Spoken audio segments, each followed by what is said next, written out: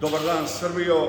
Iz Adelaida, Srbi Adelaida šalju vam najljepše pozdrave i pokušat ćemo u nekoliko rečenica da vam prenesemo dio ambijenta kako, gdje i na koji način Srbi čuvaju tradiciju srpstva i pravoslavlja daleko od otadžbine.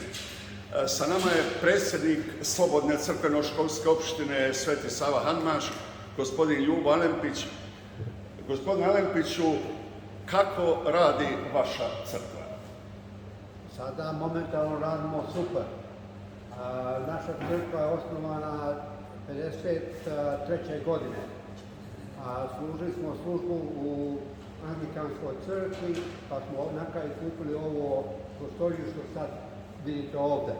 Dobro, vi danas imate i dječju školu srpskog jezika, čuvate ćirilicu, čuvate srpski jezik. Običaje i probamo sve to da sačuvamo i našu veru i uz decu da sačuvamo našu decu da ostanemo u srpstvu. Dobro, otprilike teška su vremena, ne može redovno se puti i tako dalje, ali koliko imate učenika ovdje koji redovno uče srpski jezik? A sad momentalno, ja mislim imamo nešto oko 11. 11 po smjeni.